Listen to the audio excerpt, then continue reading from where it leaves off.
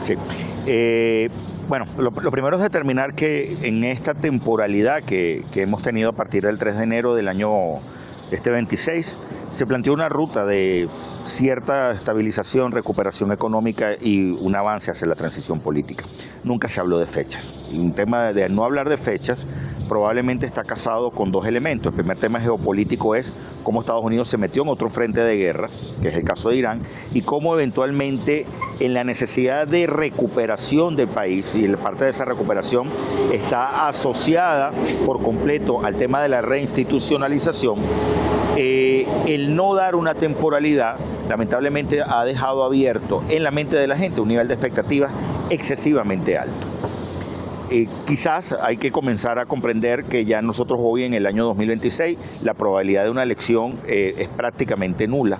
Yo creo que es muy baja que pueda haber tres elementos principales para poder tener una elección: la reinstitucionalización del Consejo Nacional Electoral, por una parte, la posibilidad cierta de tener la reinstitucionalización de los partidos políticos, muchos de ellos judicializados y que no están en manos, la inscripción de partidos políticos nuevos, y caso quizás más evidente es el de 20 Venezuela, que no existe como partido político, y el tercer elemento es la posibilidad cierta de generar las bases para una elección libre, justa. Elección libre y justa que puede permitir darle confianza al sistema político interno, pero también darle confianza a inversionistas extranjeros que quieren tratar de hacer negocios o conducir negocios en largo plazo y no en una visión de cortísimo plazo. María Elvira Salazar, congresista norteamericana, decía en estos días que la posibilidad de una elección, puede hablar ella, ojo, que no es vocera oficial del gobierno norteamericano, del año 2027, incluso comenzó a asomar la fecha del año 2028. Cuando analizamos esta transición, que lo conectamos con el tema ligado a que va a entrar Venezuela en una negociación política que lo anuncian en Panamá, en ese documento de Panamá por parte de la plataforma unitaria de María Corina Machado, una negociación política puede tomarte a ti un tiempo, si es por etapas, suficientemente largo para pensar en que lo que salga de esa negociación tenga el suficiente piso para construir estructuralmente la reconstrucción de Venezuela, para dar el paso a ese florecimiento que muchos venezolanos están aspirando. Creo que apurar una elección puede derivar en un problema importante de gobernabilidad. Quizás hay gente que pueda comenzar a pensar en los tres niveles o las cuatro elecciones posibles: la elección presidencial, la elección de Asamblea Nacional, la elección de gobernadores o la elección de alcaldes, y tratar de ver o jugar con decir qué le puede quitar presión política al sistema. Realidad, lo único que le puede quitar presión política al sistema es una elección presidencial, pero hay actores que pudieran tratar de impulsar en el corto plazo, y cuando hablamos de corto plazo hablamos aproximadamente de aquí a 6 meses, y ya, cuidado si ya 6 meses arrancando el año 2027, que te lleve o te conduzca a ti a que esa elección presidencial o esa elección de alcaldes o esa elección de Asamblea Nacional logre, en el marco de una negociación, comenzar a testear un nuevo sistema de partidos políticos, conectándolo con lo que expresó Marco Rubio en esa intervención ante el Senado. Habla de necesidad de tener un sistema multipartidos, y que ese sistema multipartido pueda permitir efectivamente que haya o se pueda medir el verdadero peso que tiene la política en Venezuela, sobre todo la política de oposición, entendiendo que siempre has tenido el eufemismo de que compites polarizadamente entre lo que fue gobierno, PSV, partidos aliados, Gran Polo Patriótico, versus plataforma unitaria y en otros momentos coordinadora democrática, etcétera. Pareciera que la elección presidencial puede ser el año que viene. Eso quizás está bien porque eso lleva tiempo, pero lo que anuncia Marco Rubio es tratar de generar un nuevo Consejo Nacional Electoral, un cronograma electoral. Eso sí pudiera hacerse este año. Lo antes posible. Lo antes posible, eso sí pudiera ser este año. Sí, ahí hay una realidad. Yo creo que la Asamblea Nacional está hoy saliendo justamente de lo que obliga en función de un nuevo Tribunal Supremo de Justicia. En paralelo, tú puedes arrancar un comité de postulaciones para los rectores del CNE. Eso no son dos competencias que choquen y que efectivamente no puedan estar concurriendo en este momento. Ahí hay una realidad. Tú necesitas tener un CNE que no provenga de partidos políticos. Tú necesitas tener un CNE, una autoridad electoral que venga de la sociedad civil y que efectivamente sea libre de toda afinidad partidista. No estamos hablando de apolíticos. Entonces, eso puede ir avanzando. Yo creo que va a depender de la voluntad política, justamente por una parte de la Asamblea Nacional y por otra parte de la presión que pueda meter Estados Unidos en función de que vayas arrancando los pasos complejos. Ojo. Pero ¿crees tú que la voluntad política en este caso puede quedar un poco a un lado, dado la presión que tiene Estados Unidos, que es prácticamente una pistola en la cabeza? O lo hace. Y así hemos visto resultados. Porque si nos ponemos a confiarnos en voluntad política, yo creo que no va a existir voluntad política por un gobierno que lo que quiere es quedarse. Mira, es que hay claramente sobre este tutelaje y sobre esas acciones que estamos observando, va a depender de la agenda y de la temporalidad que quiere meterle Estados Unidos a la presión venezolana. Ahora, cuidado si quiero tener blindado y ver el experimento de tener un nuevo Tribunal Supremo de Justicia para ver hasta dónde tengo la capacidad de poder impulsar un CNE completamente distinto. Voluntad política de los Estados Unidos. No, yo me estoy refiriendo a la velocidad del gobierno norteamericano. Porque el gobierno norteamericano, fíjate, por ejemplo, en un detalle importantísimo, como ahora comenzó una presión importante para la modificación del reglamento de la ley de hidrocarburos. ¿Por qué? Porque empresas transnacionales te están diciendo lo que está escrito no funciona. Claro. ¿Quién hace la vocería? Departamento de Estado. Hace unos días justamente Marco Rubio decía, estoy en un viaje para la India y eventualmente la presidenta Delcy Rodríguez debe viajar a la India a negociar cosas. ¿Dónde está la presidenta encargada? Está en la India. O sea, hay una marcación importante de la agenda. Claro. ¿De qué va a depender? Vuelvo al tema geopolítico, de la velocidad o no de los acuerdos y hasta dónde yo puedo presionar acá el sistema, porque sí tengo la necesidad de tener un proveedor seguro y tranquilo de petróleo en este momento. Ahora, por ejemplo, cuando antier vimos, mismo Marco Rubio decía, el helicoide está cerrado. Ayer trasladaron presos políticos, básicamente lo van a cerrar. ¿Tú crees que haber dicho lo antes posible una conformación de una comisión electoral, pueden ellos hoy desde la Asamblea Nacional empezar? Mira, nosotros creo que en la Asamblea Nacional podemos ver martes, jueves, cualquiera de estos próximos días, simplemente, señores, llamamos a la conformación del comité de postulaciones para el poder electoral. Es algo que te puede tomar a ti unos días, dependiendo si incorporas o no incorporas gente de la sociedad civil, porque tú pudieras generar una discusión. Ojo, el CNE ha tenido 2 vías en el pasado para la designación de esos rectores. La vía tradicional, legal, que obliga la Constitución, va a través de la Asamblea Nacional, o que efectivamente haya una conformación expresa a través del Tribunal Supremo de Justicia, como ha sucedido a lo largo, en varias oportunidades, de estos últimos 25 años. Problema, necesito yo un CNE designado por un TCJ que puede estar de salida. No debo. Sí. No debo, porque justamente estoy aspirando a que lo que emerja del TCJ venga con la suficiente legitimidad de origen para que no se caiga en función de la gobernabilidad y de los acuerdos que yo puedo estar teniendo en negociación. ¿La cadena sana cuál es?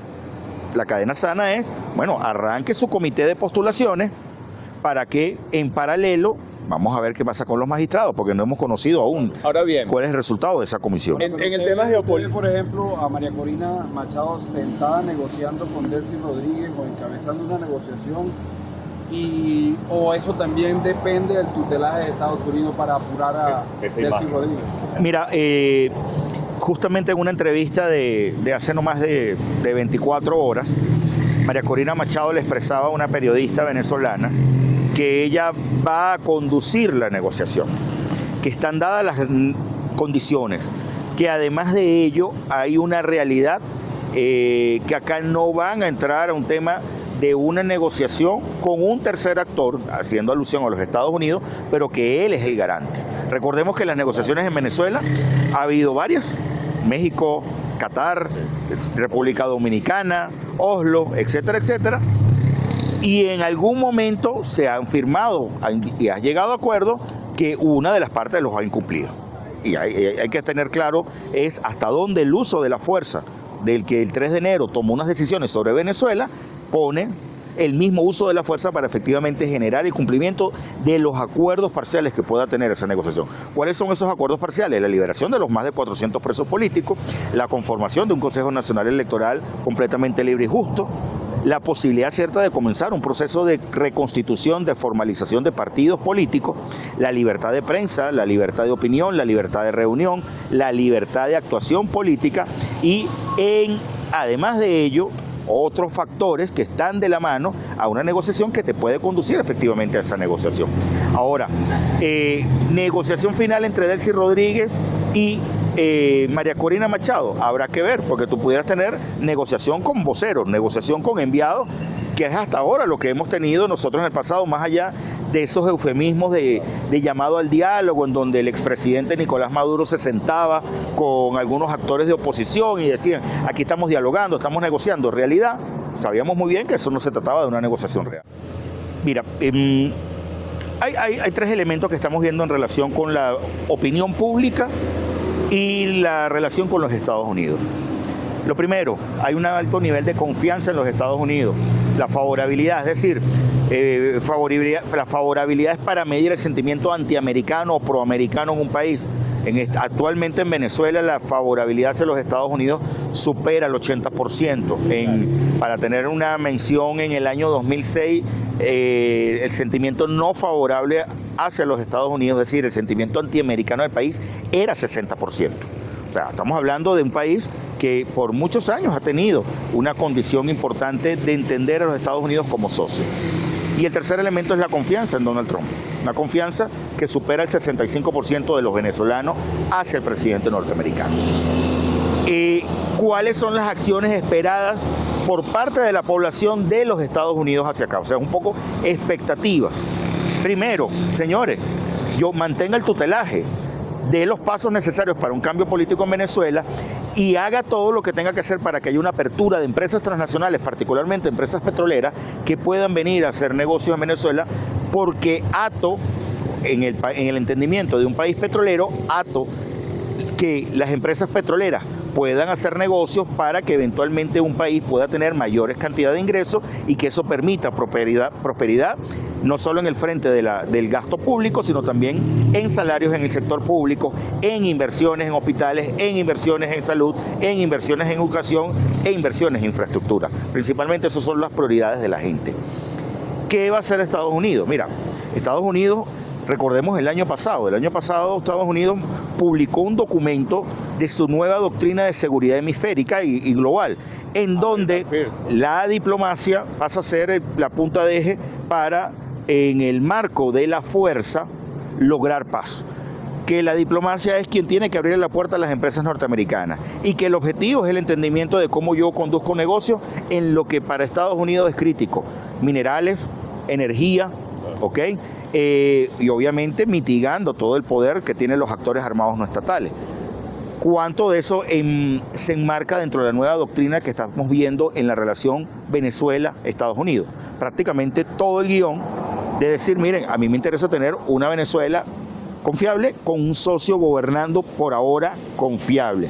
No obstante, para que eso sea sostenible en el tiempo, necesito que haya una elección libre y justa, para que en el marco de esa elección libre y justa el inversionista pueda sentir la tranquilidad de que está tratando con un gobierno legítimo y que no le va a cambiar las reglas de juego de manera discrecional, que es parte importante de lo que hoy son las quejas de estos inversionistas. Hay mucha discrecionalidad al final del Ejecutivo a la hora de poder determinar porcentajes, takeovers, en cuánto me quitas en materia petrolera, cuánto me quitas en materia minera, qué va a pasar. Fíjense lo que estamos viendo ahora, un proceso en camino a una privatización del sector eléctrico, cambios en las reglas de juego con actores petroleros que le están diciendo usted tiene que generarse su propia energía si quiere venir a invertir al país, porque yo no le puedo quitar la energía a San Cristóbal, a Maracaibo, para dársela a usted para que usted saque petróleo y gane dinero. No puedo. O sea, están comenzando a entrar en un juego relativamente más complejo de venir a hacer inversiones, que son muchos los que quieren hacerlo y hay gente confiada efectivamente en los riesgos, que los riesgos han disminuido en el país para poder invertir. Ahora, esa presencia norteamericana, tomando en cuenta lo que estás diciendo, hace 2 semanas unos aviones en la embajada ahora llega este general, quizás el de más alto rango en Estados Unidos, visita nuevamente el país. Colocar esa presencia estadounidense como para reafirmar eso que estás diciendo, o sea, ese poderío y ese tutelaje de Estados Unidos. Mira, hay una realidad, yo creo que en esa colaboración o dictar órdenes, porque no se sabe cuál es, no hay conocimiento público sobre cuál es el contenido de todas esas reuniones, simplemente lo que estamos viendo es una visita de alto nivel relativamente cada 15 días o menos. Ha venido el secretario de Energía, ha venido personas ligadas al minería, ha venido el jefe del Comando Sur 2 veces, ha venido personal de la CIA, ha venido gente del mundo de inteligencia. Hay una realidad. Para los Estados Unidos, tener la capacidad de poder tener una conducción de negocios tranquilos en zonas donde había presencia importante de grupos armados no estatales, necesita una colaboración estrecha del gobierno en materias obviamente de cooperación para la lucha contra el narcotráfico, en el entendimiento de cómo disminuir. Recordemos toda la narrativa que hubo el año pasado, los años anteriores en relación con el narcoterrorismo, cómo yo mitigo un flagelo que está claramente allí. No es descabellado que eventualmente nosotros veamos visitas de alto nivel del gobierno interino venezolano a Washington. No es descabellado entender que en un momento vengan otras personas diciendo vengo a acordar, vengo a meter presión o vengo a dictar órdenes. No lo sabemos porque lamentablemente el contenido de esas reuniones termina siendo totalmente en la esfera privada.